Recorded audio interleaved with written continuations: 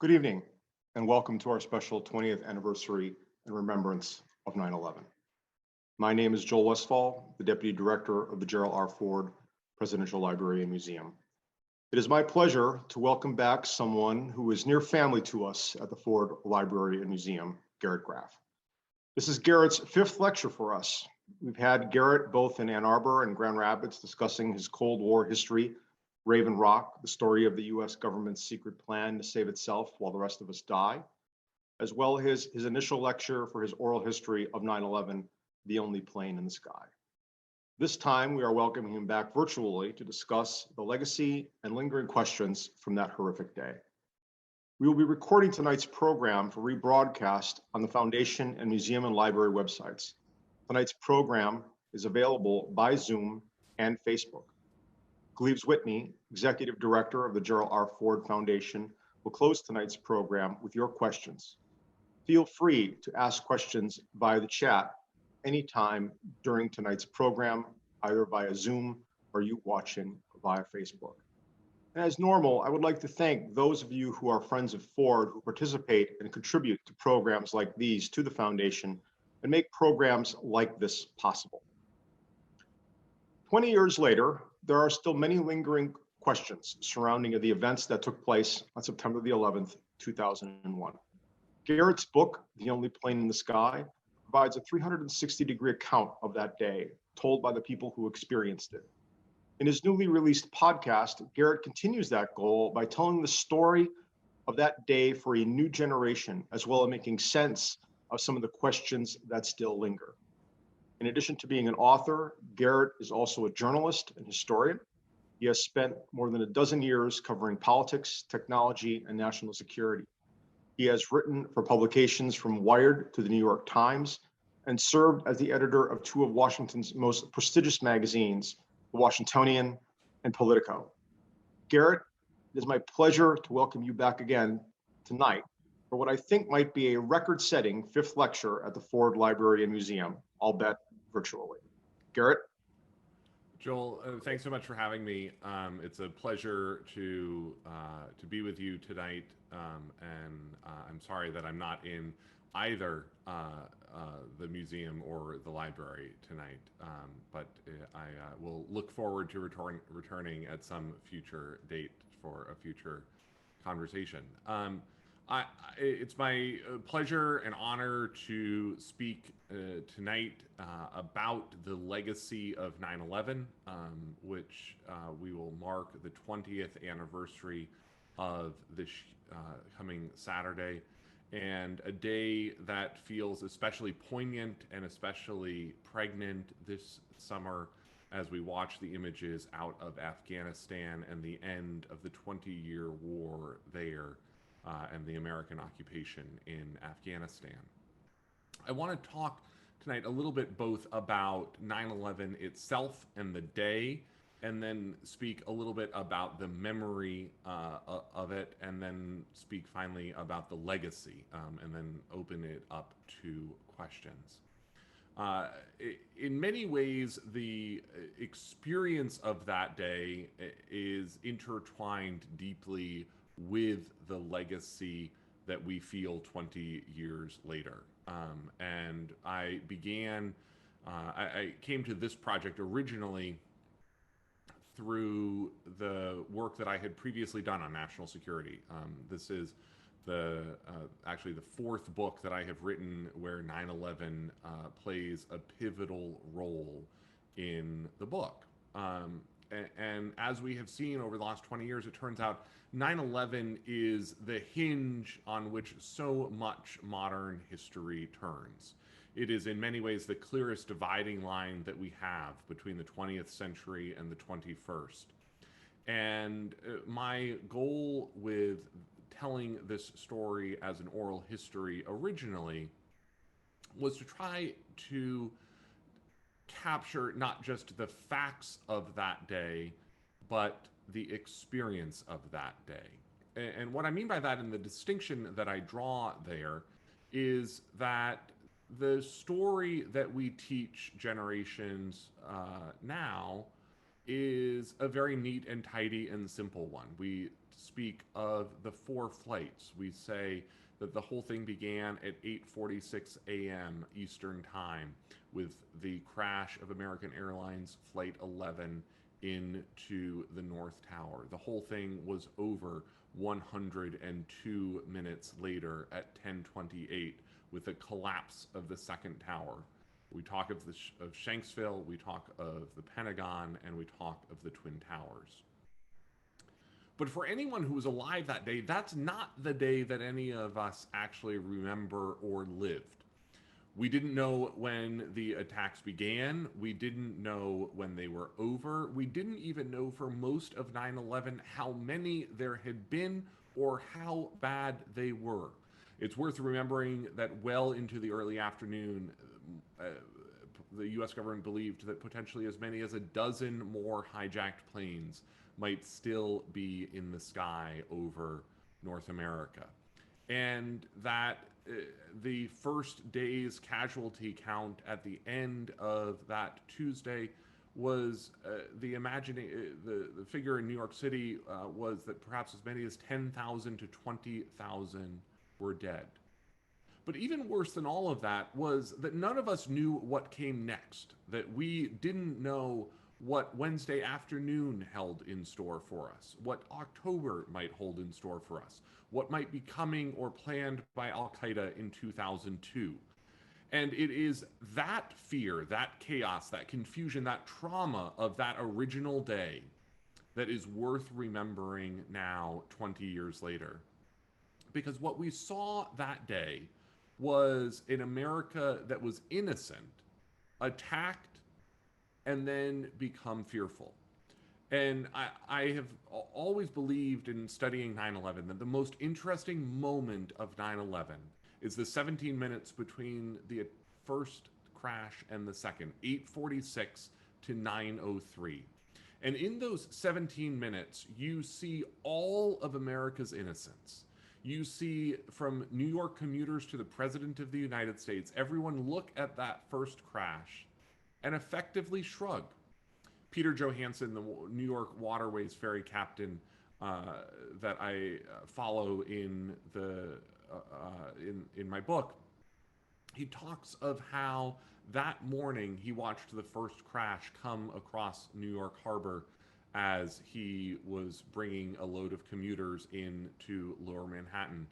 And that afterward he pulled into Wall Street Terminal, and that every single one of the 100 passengers aboard his boat that morning got off and walked into Lower Manhattan, walking through the falling debris and the papers fluttering down from the damage to the North Tower. There wasn't a single person aboard the boat who said, you know, this just kind of seems like it's going to be a bad day. I'm going to turn around and work from home. In Washington, Brian Gunderson, the chief of staff to House Majority Leader Dick Armey, turns and as he's walking through his office on his way to his 9 a.m. staff meeting, sees the crash on TV in the reception area and says, I thought it was going to be like a bad school shooting, the type of day that where the news is dominated nationally, but it doesn't actually change anyone's schedule. At the White House, National Security Advisor Condoleezza Rice calls President Bush down in Sarasota, Florida at Emma Booker Elementary School.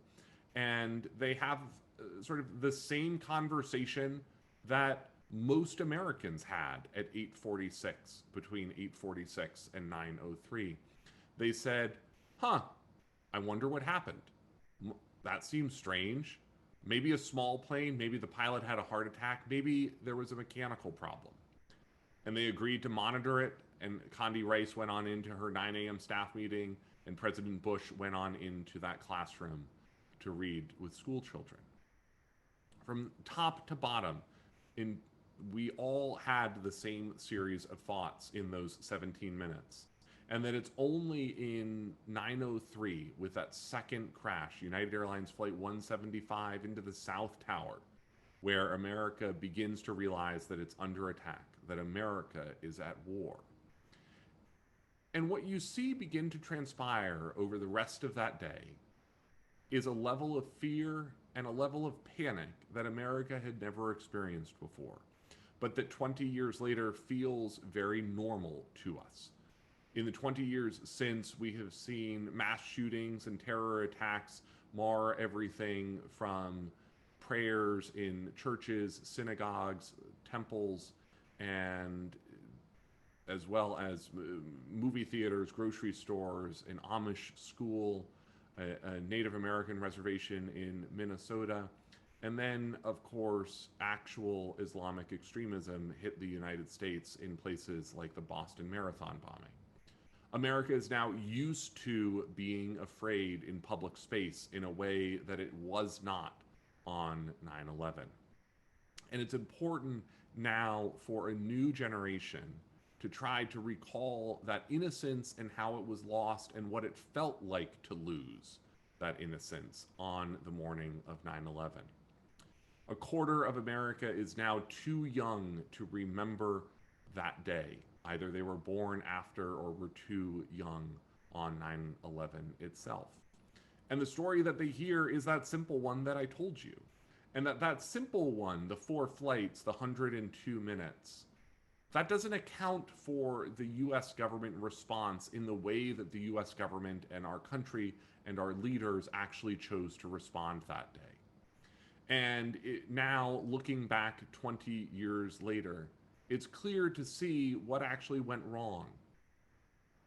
We saw America panic. We saw our government panic. We saw America take this moment of unbelievable unity that unfolded after 9/11, this moment where we saw President Bush's approval ratings at home reach into the 90s. We saw overseas NATO for the first time invoke Article 5 of its charter, the idea that an attack on one is an attack on all. That global unity, that political unity at home, though, was squandered step by step, decision by decision, over the years ahead. The war in Afghanistan led us through a variety of missteps that are now better known and better understood into Iraq, turning the victory, the early victory that we felt in Afghanistan, into the loss of both Iraq and Afghanistan. We watched as a ugly strain of nativist, anti-immigrant, anti-Muslim politics began to expand in the United States, powering the birtherism movement that by 2008 brings us Barack Obama, and the fear in certain circles spoken out loud that he was a closet Muslim born overseas in Kenya. Colin Powell, of course, endorsed Barack Obama in the fall of 2008, both by attacking that notion, but then attacking the very idea of that was a notion worthy of concern, saying, so what if he was? And he spoke of the Muslims who had fought and died in Iraq and Afghanistan alongside their other Christian, Jewish, and other faith traditions in those wars. But of course, from there, we see the politics continue to roil both the United States and Europe in a very clear and deliberate, or a very clear and straight line. I can point you from 9/11 to the rise of nativist nationalist politics in Europe and the Brexit decision that ended the dream, the Cold War dream, of a united continental Europe. Here in the United States, we can draw a very straight line from 9/11 to the insurrection at the US Capitol on January 6th. And it's these moments that begin to explain and show us just how wrong the choices were that we made in the wake of 9/11, and just how tragic the decisions were that we made as we tried to govern in fear after 9/11. We misidentified our enemies, we mischose our allies, we misorganized our government, and we got our societal answer wrong. Rather than identifying Al-Qaeda as what it was on the morning of 9/11, a terror group with less than 100 active members, not a terrorist army, but a really crowded restaurant. It was a group that had identifiable aims, identifiable complaints, and had used identifiable holes in the U.S. security and aviation apparatus to carry out an attack that it never should have been able to get away with. One of the important things to remember as we look back at the legacy of 9/11 is just how many chances the U.S. government actually had to interdict the 9/11 plot that were missed, up to and including the fact that the CIA knew that two of the would-be 9/11 hijackers were traveling to the United States under their own name as known al-Qaeda operatives and failed to tell the FBI, allowing the hijackers, known al-Qaeda operatives, to book airplane tickets for the morning of Tuesday, September 11th under their own names. It was one of the most haunting and worst moments in the US government on the day of 9/11 as FBI agents and other intelligence officials began to review those flight manifests and actually realized that they recognized the names of the hijackers. They recognized the names aboard those flights. The tragedies unfurled in multiple directions after 9/11. We watched as the U.S. compromised its moral values in the pursuit of the CIA torture program and the black sites, extraordinary renditions, and then ultimately ended up with the mess that remains to this day of the Guantanamo prison in Cuba, where 39 today Al-Qaeda and global war on terror enemy combatants are being held, and yet 20 years after the fact, the U.S. has not managed to bring a single one of them to trial. The trial of Khalid Sheikh Mohammed and the others indicted for 9/11 at Guantanamo may begin next year, it may begin the year after. It's not actually clear to the military that anything will be able to be done with any of these detainees. And the Guantanamo Bay Naval Base is beginning to make preparations to provide nursing care and hospice care, assuming that the Guantanamo prisoners will die at Guantanamo with justice unserved for the 9/11 victim families. It's an incredible testament of the wasted opportunity that we had after 9/11 to pursue the best angels and the best nature of an American response rather than the amorphous promise to rid the world of evil and terror that we ended up embarking upon.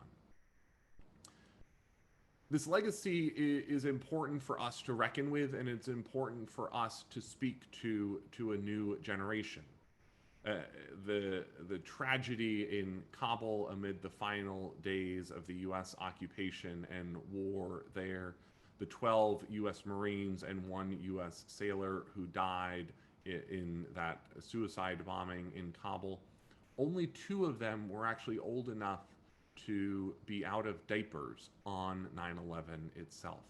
And it's incredible to think that this is now a war on terror that is being fought by the children of the first veterans of the war on terror after 9/11, and that increasingly, both among the Taliban and among the U.S. forces in Afghanistan, no one actually has a memory of the day that triggered this 20-year-long war. Remembering 9/11 at this moment is also a story, I think, that's worth recapturing, that this was not just a day of tragedy and sorrow, that in many ways, what has always inspired me about my own work on 9/11, both in the book The Only Plane in the Sky and my other writing, is that as filled as that day was with unimaginable, incalculable sorrow, at the same time, it is a day of extraordinary hope, love, and testimonies to the resilience of the human spirit. And I'll hope to talk a little bit more about that in the Q&A with you all in a little bit. But it is a story of how America, in many ways, answered the worst evil that man can offer with some of the best that humanity can offer. And we see this in ways big and small on 9/11, on stories that we have never known or forgotten that need to be carried forward to a new generation. We see it in the work, for instance, of the maritime evacuation of New York City, the largest maritime evacuation in world history, larger than the British evacuation of Dunkirk, pulled together on the morning of 9/11 through a tiny makeshift armada and flotilla of about 130 civilian vessels who responded to a call from the U.S. Coast Guard. All available boats report to Lower Manhattan to help with the evacuation. They evacuated somewhere between 300,000 and 500,000 people that day from the tip of Lower Manhattan, taking people to Staten Island, to Ellis Island, to Brooklyn, and to New Jersey. Over the course of the day, the work that they did was led by a small group, a junior Coast Guard lieutenant named Michael Day, and some of the Sandy Hook pilots, the specially licensed seamen who helped navigate vessels in and out of New York Harbor. But that maritime evacuation is a story that most people don't know at all. A demonstration, I think, in many ways of how many stories and just how big and global the story of 9/11 turned out to be on September the 11th itself. That you have these stories that if they had happened on any other day in modern American history would have turned out to be among the most dramatic events of modern American history, but on that day actually end up being subsumed and overlooked and not even ranking in the top 10 or 12 most interesting stories, the most dramatic stories of that day. I'd love to sort of leave it there and open it up with Gleaves to some questions and the chance to talk with you all a little bit more tonight about that day and its legacy and what it means to our country 20 years later. Well, thank you very much, Garrett, for an insightful, engaging conversation. This introduction has been splendid. We hope to have a good follow-up series of questions for you. We have a very informed audience. Sometimes they're tough, but I think you'll actually enjoy that because you've done your homework. You've written some great books. So thank you for your gifts that you bring to us. And we're eager to get right into some of the questions. So here's one. You just mentioned that you wanted to talk about the best of the American spirit during the Q&A, and you mentioned a couple of examples, including that heroic maritime evacuation of Manhattan Island on 9/11. But please, this invites you to elaborate a little bit. What's something else that's near to your heart about the American spirit that you wanted to say? Yeah, so I think one of the things that is most remarkable about that day is that 9/11 is still a story that we are living with. It is a story that we are still wrestling with as a nation and as a people, and one that the victims and survivors of that day, of course, are still living with on their daily basis. Joel mentioned in the introduction that I've spent a lot of this year working on a podcast series called Long Shadow, an 8-episode arc, each episode sort of looking at one of the lingering questions of 9/11. Questions like, was there a fifth plane? What was the target of United Airlines Flight 93? What was the role of the Saudi government in the attacks? Who was the 20th hijacker? Questions that have sort of taken us a while to understand, or answers that have evolved with time. It gave me a chance, though, to double back to what to me is the most inspiring story that I have actually come across, and it'll be the final episode of the podcast on this Saturday on 9/11 itself, which is the story of Will Jimeno, who was a Port Authority police officer on 9/11, and part of what made 9/11 so unique, particularly in New York, was it was a uniquely devastating event that you either lived or you died, and that none of the New York hospitals who readied themselves for mass casualties and trauma cases that day actually had that many. There just weren't that many people who survived the actual collapse of the tower. There were, in fact, just 18. Just 18 people survived the collapse of the tower, almost all of them New York City firefighters located in stairwell B of the North Tower. Just 2 people were actually pulled from underneath the towers. People actually rescued from the rubble underneath the collapse of the towers. Port Authority police officer Will Jimeno and his sergeant John McLaughlin. They were featured in the Oliver Stone, Nicolas Cage movie World Trade Center, which people might have a vague memory of. They were in the basement of the South Tower when the South Tower first collapsed, with a team of 5 PAPD officers. 2 of the officers were killed in that first collapse.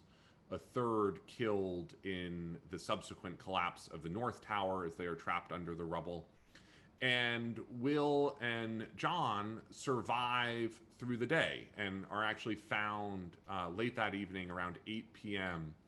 by 2 former U.S. Marines who sort of self-deployed and put on their camouflage fatigues and reported to Ground Zero to conduct their own search and rescue effort. It's an improbable story in many ways of how these 2 men found Will Jimeno and John McLaughlin amid the hellscape that was the World Trade Center on the evening of Tuesday, September the 11th.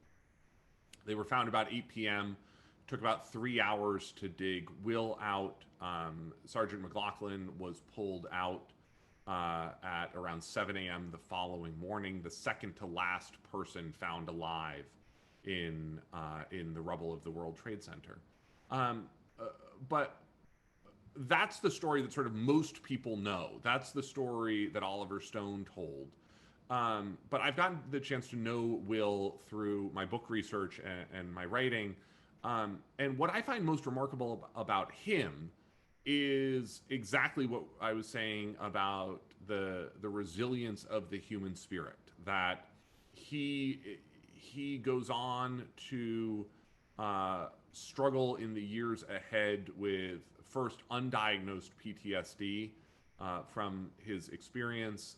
It takes him about a year to physically recover from being trapped in the rubble. But then it takes him actually much longer to mentally recover from the PTSD, and to learn to both confront it and then to manage it.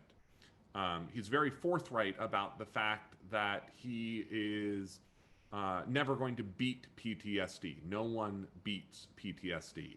As he says, the day that I beat PTSD will be the day that they lay me in the ground. But he's learned to manage it. He's learned to recognize his triggers. He's learned the strategies to break out of what he calls the hamster wheel of anger. And what he has devoted the last 10 years to is speaking to audiences who are undergoing their own struggles. This is, this can be, people struggling with addiction, with abuse, jail inmates, military personnel, police academies. I mean, sort of people who are struggling or are likely to face a struggle. And then he speaks to a lot of elementary, middle school, high school, and college students.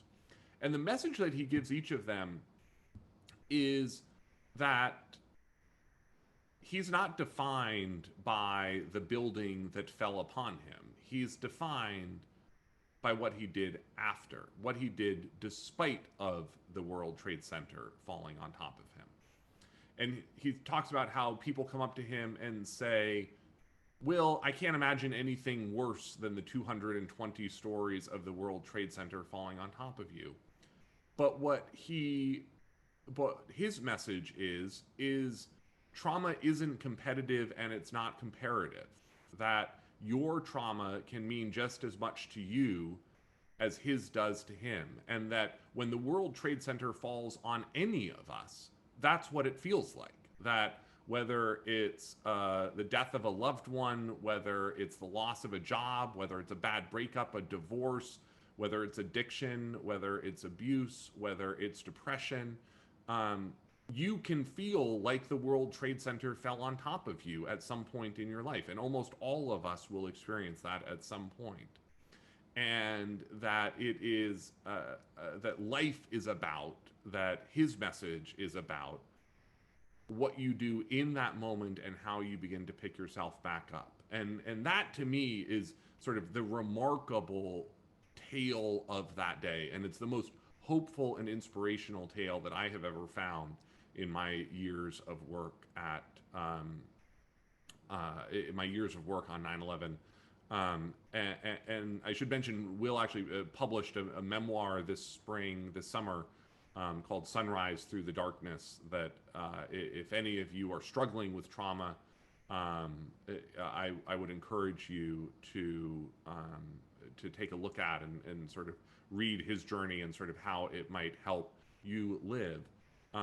Because, part of the challenge when we look back on the legacy of these last 20 years is Will, in some ways, was the first person to be injured with the signature injury of the war on terror. That we have seen PTSD become sort of the hallmark and calling card of service in Iraq, Afghanistan, and all of the war zones that we have sent people to over the last 20 years. Because what we've done is we've sent them to wars where the front lines are amorphous and a much higher percentage of American service personnel find themselves in combat experiences than in past wars. 4 million Americans have served in the war on terror in the years since 9/11. About 78% of which have actually seen something that they would define as combat. And 1 in 3 of those struggles with the mental and emotional toll of what they've seen and what they've been asked to do.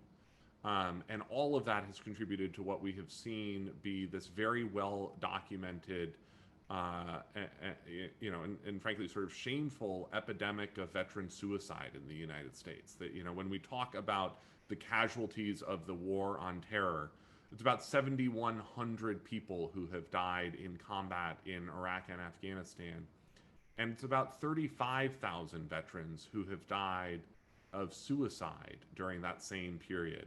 And this is something that we need to spend a lot more time as a country, a lot more resources, and a lot more empathy struggling with and reckoning with of what that legacy means for the men and women that we've called to arms. Thank you for such a moving tribute to our veterans and recognizing the fact that they've suffered in ways that we still haven't adequately accounted for, Garrett. I'm just curious, as an economist, has anybody tried to calculate not just the psychological cost, the moral injury, the soul repair that needs to happen because of the PTS, but has anybody calculated the economic cost of what all of this has meant? Yeah, I mean, the numbers that you see is that we've spent, somewhere between 3 trillion and 6 trillion on our, on the sort of collective war on terror over the last 20 years. But this is going to be something, these are not costs that go away, now that we are out of Iraq and Afghanistan. We are going to be living with the legacy of these wars for decades to come.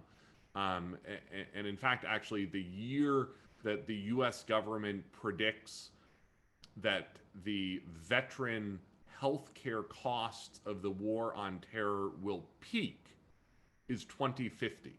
So 30 years from now, we expect the costs of the war on terror to finally begin to decline, which is just sort of a stunning realization that this will have been a half century of costs that we are bearing through this war. A viewer asks, what burden does the generation who lived through 9/11 have in keeping that legacy alive? Yeah, and it's a tough one. You know, one of the things that has always struck me in my work on 9/11, and it is, you know, this sort of weird moment as a journalist and a historian where you're sort of calling people up out of the blue and saying, hey, can you relive in extreme detail the most traumatic and worst moments of your life? And, you know, can I ask you a ton of super probing questions about, you know, the worst things that you have ever seen as a human being, you know, as I do these oral histories on 9/11 and people's experiences. And what always amazes me is people say yes, that that people sort of understand, I think, either explicitly or implicitly, that this national mantra that we have of never forget actually requires us to never forget. And that sort of if you survived that day, I think you feel a great burden to try to keep that memory alive for all of the people who didn't survive that day. And this is something that I think that generation who lived through that day will really remember. But I think part of what I hope to do with my book and my work, and then what I think is part of the understanding of people as we sort of watch this new generation come of age who have been shaped by 9/11, have any memory of it. I mean, remember last year was the first time that people born after 9/11 were eligible to vote in a presidential election. And that we have to keep the memory of that day alive because it helps explain why the US government did what it did, why our country made the choices that we did. Because some of these choices make sense in the context of the life that we were living after 9/11. And it's also, you know, some of this is thinking about more than just 9/11 itself. I mean, when you go back and talk to people in the US government in the months after 9/11 and they talk about the response and the dark decisions that they made to condone torture, to condone black sites and extraordinary renditions, they thought that they were doing the thing that was in the best interest of the country. They thought that they were making decisions necessary to protect the United States against the onslaught of terror that they felt was coming. And so, you know, we talk of 9/11 as this very discrete event, this thing that happened on a bright blue Tuesday in September. But for the people who lived it, it was inescapable and deeply intertwined with all of the events that came after. The anthrax letters of October 2001, Richard Reed and the shoe bomber, sort of the, you know, this thing, this now in hindsight sort of relatively minor terror plot that never saw actual success. But those types of drumbeats, that type of action continued to keep the fear of US government leaders about what we were facing. And then you fast forward a year, the fall of 2002, you see the DC sniper case playing out across Washington. You see the very government officials who are plotting our response to the war on terror having to duck and run across, you know, when they are out running errands. You know, you see their school kids and children kept inside from recess because of the fear of snipers targeting them at the playground. You know, this is all the environment of 9/11. This is the environment in which these officials were making choices and decisions, and keeping that memory, that experience of what it was like to live through that, not just the historical facts of what happened and didn't. I think is really important for this next generation. Another viewer asks about comparing 9/11 to Pearl Harbor. What are your thoughts about that? To what extent do you agree that it's a useful conversation to have? So I don't have real strong memories of Pearl Harbor, but my memory, or sort of the work that I've done in this field, I think you see a very similar arc in certain respects, and then a very different arc in another respect. Um, in the years immediately after December 7th, 1941, there was a real national reckoning with December 7th. It was not an official holiday, but sort of marked as a holiday for many years through the 1940s and 1950s. It was the type of day that you avoided scheduling other things on, that America remembered Pearl Harbor on December 7th. 9/11, we've seen sort of a similar arc in the years immediately after 9/11. It was a date that people set aside for memorials and services and commemorations. It was not the day that you got married or hosted your kid's birthday party or had some sort of big glamorous gala. And yet, as we get further and further away from 2001, we were beginning to sort of see the date of September 11th, this year, of course, being an exception with the 20th, sort of return to normal use as a day. It's the type of thing that you wouldn't think twice anymore of booking a flight on September 11th in the way that many people sort of actively avoided flying on September 11th in 2002, 2003, 2004. The major difference is, I think one of the things that's really worth reckoning with is the length of the war that has come. Every single person who fought in World War II has a memory of Pearl Harbor. They understood in a visceral, emotional way what it meant for the nation to be attacked that day and what they in turn were fighting for. Today, we are now seeing a generation called to these wars who don't remember that day. The Marines have actually instituted training at Parris Island. They're as part of sort of recruit training about 9/11 because they sort of realized that many of their new recruits actually no longer remember that day at all. They don't have a good understanding of it. And that we see the same on the other side, by the way. I mean, when we speak of Afghanistan, when we speak of this summer's fighting, many of the Taliban fighters on the other side also don't remember 9/11. This is a war that has consumed an entire generation on both sides, and it's going to get sort of harder and harder, I think, for these fights to tie back to 9/11 as we get further away. I have a 3-year-old daughter, and as I was writing this book, one of the things that really stuck out to me was I was born in 1981, and for my daughter, 9/11 is exactly as far removed for her as the Kennedy assassination is to me. That sort of 17-year difference. And I remember growing up and talking to my parents about the Kennedy assassination. I remember talking to teachers about it. I remember, them talking of what a searing experience that was.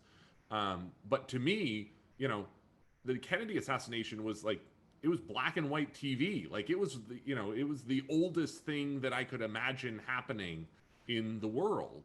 And it's strange to realize that that's how my daughter is going to look at 9/11. And in some ways, like when you go back and look at 9/11, it really does feel like ancient history now. when we speak of 9/11, we sort of think of it as part of our modern world. But you go back and you look, that's 1990s fashion and 1990s suits that people are wearing in the pictures of September 11th. The high tech tools that the White House traveling party had with the president in Florida that day.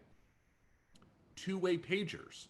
They had this cutting edge tool where when they received a page, they could send back one of, I think it was 18 pre-programmed responses.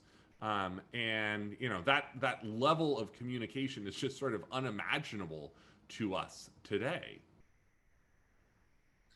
This next question is really intriguing. It's submitted by Lois Atterbury, and she tells of her husband, a pilot for Continental Airlines, who flew routinely between Newark Airport and Tel Aviv. So in 2001, he left Newark. He landed at 10 a.m. in Tel Aviv I guess Eastern time.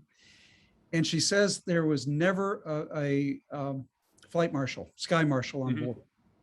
But on that morning, so the plane that left Newark on the 10th, that flight, there were 4 sky marshals.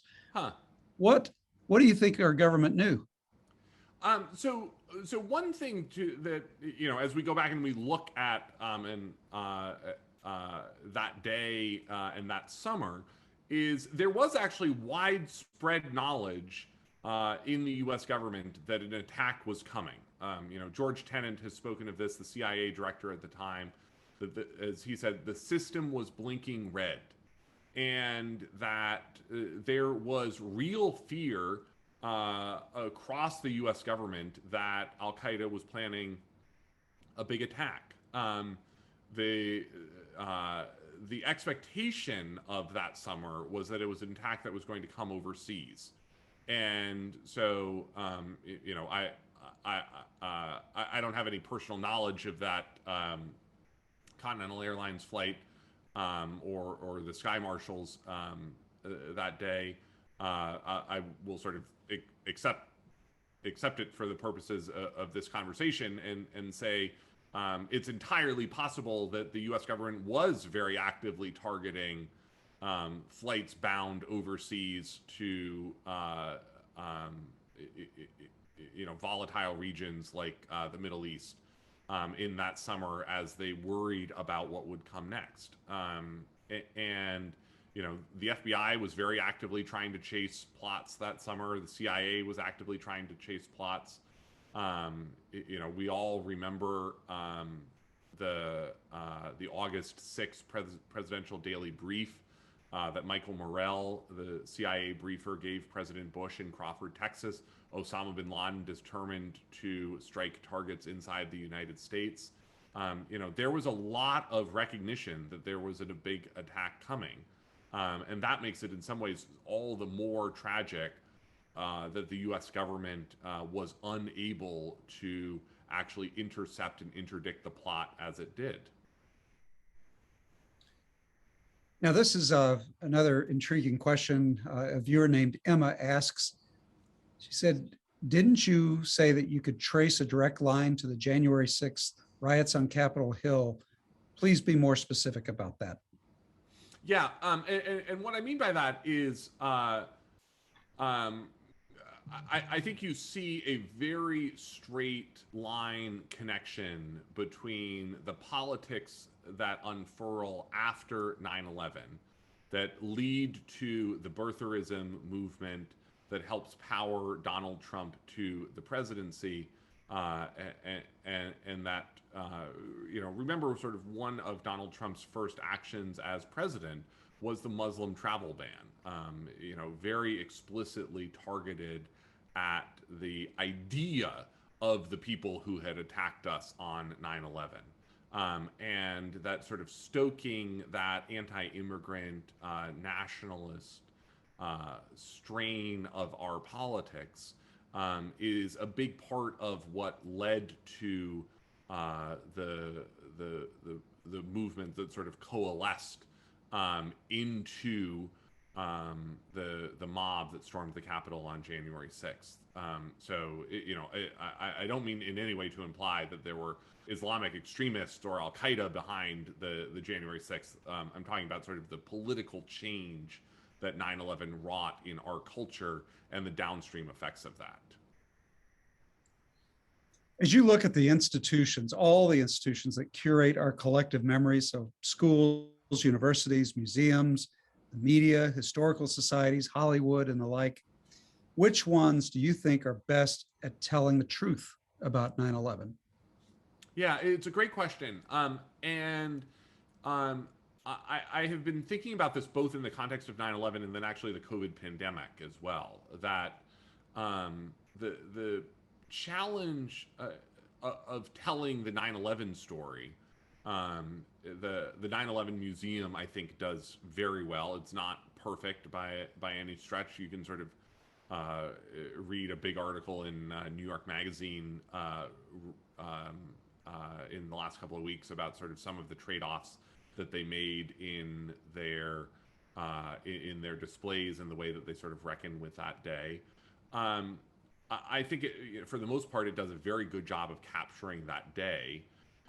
What is much harder for a museum, the 9/11 Museum, or anyone really, to capture is the downstream effects and sort of what 9/11 did to us and what we did in the wake of 9/11.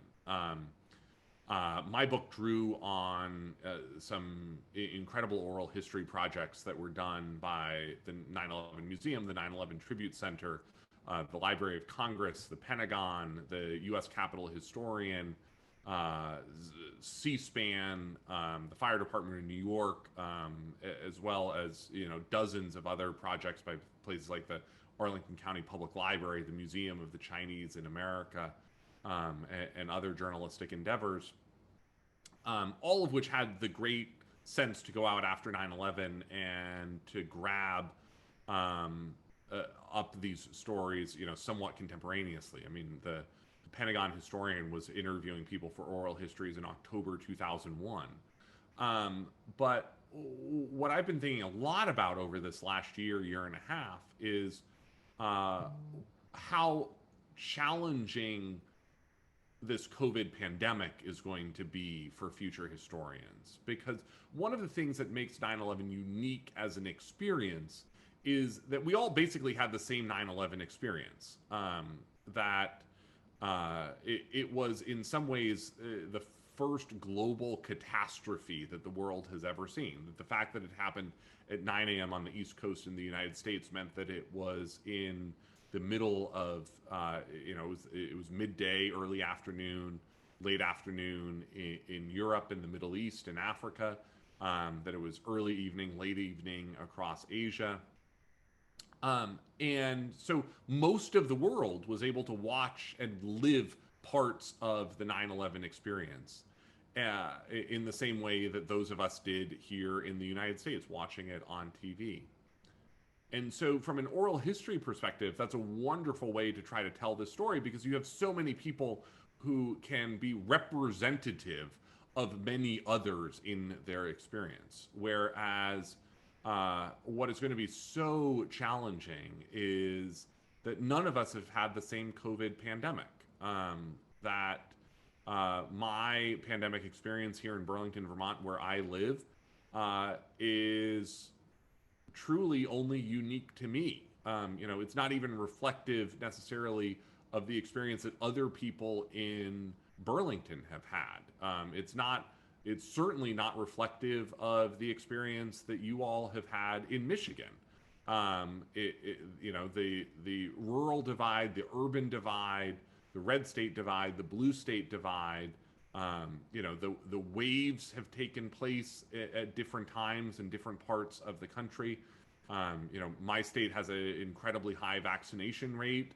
We've had a low case rate over the course of this last year and a half. So, it has been relatively safe. And as a community, we have cared about one another. And that's not necessarily the case for many other people in many other parts of the country.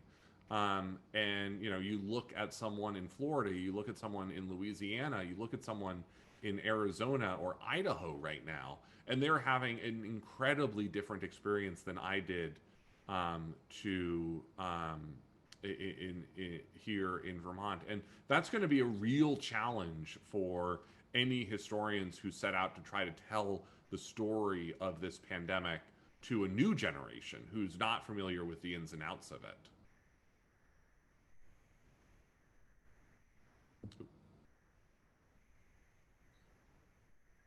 We are running out of time, Garrett. We have just time for a couple of more questions. And I think you have a real fan who's read your books and seen every one of your appearances at the Ford. And she wants to know about your next book. So my next book is actually right there on the wall behind me. And it's one that I hope I will get the chance to come back to the Ford Library, because it actually has a not insignificant Gerald Ford component to it. I have just finished a 1-volume history of Watergate that will be coming out in February, available to pre-order wherever you get your books. And the goal with this book was to try to tell, again, the story of Watergate for a new generation. And it's actually a story that has not been told since Mark Felt's identity came out as Deep Throat. Mark Felt, the Washington Post source known as Deep Throat, the FBI number 2, number 3 through the course of the Watergate scandal. And that revelation, that sort of understanding of who Deep Throat was, actually pretty dramatically rewrites the story of 9/11 as we know, or the story of Watergate as we know it. And so it was a great opportunity to try to dive into another monumental hinge point in modern American politics, to try to tell a story that we sort of think we know, but that actually turns out to be extraordinarily different than the story that most of us think we know. Garrett, you know this question's coming. In the course of researching Watergate, did you learn anything about President Ford that surprised you or changed your opinion of him? So the short answer is no. I think sort of part and obviously this is something that you all at the Ford Library and Museum and the Foundation have all probably spent more time thinking about than I have. But I was really struck in the course of my work at understanding sort of just how clear-eyed he was about the decision to pardon Nixon, and the pressure that he felt at that moment from various sides, and his understanding of sort of the huge political cost that would come about in his own career if he moved forward with it. And he did it anyway, thinking it was the right thing to do for the country, thinking it was the right thing to do for sort of his presidency to be able to move forward. But again, that fall of 1974 is one of those moments that a lot of people don't really remember or know sort of just how strange and dark that fall actually was. I mean, that Richard Nixon himself sort of ends up, emotionally and physically broken from the stress of Watergate, in the hospital, comes close to dying that fall, and that Gerald Ford is sort of reckoning with all of this as he's trying to start his own presidency. It's a remarkable moment of political courage in the modern American presidency. Well, on behalf of the Gerald R. Ford Presidential Library, Museum, and Foundation, thank you, Garrett, for another really insightful presentation to our friends of Ford. You're 5th and counting, and we will want you back again to talk about Watergate. You're always insightful and engaging. Insightful, engaging speakers like Garrett are what make the Ford Foundation special, the library and museum special, the programs we put on together. If your life was enriched by this evening's program, if your perspective was challenged or changed in any way, then we hosted a successful program, and we hope that you will consider becoming a friend of Ford. Please visit our website at geraldrfordfoundation.org to join. There you'll find exciting upcoming programs. For example, the Gerald R. Ford is celebrating its 40th anniversary this month, and we're really excited to have the opportunity to bring Richard Norton Smith to you next Thursday on September 16th, Thursday evening at 7 p.m.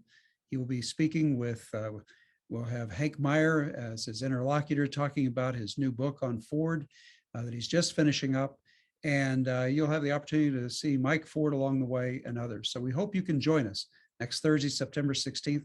Help us celebrate the 40th anniversary of the library, the museum, and the foundation. I'm Gleaves Whitney. Good night and stay safe.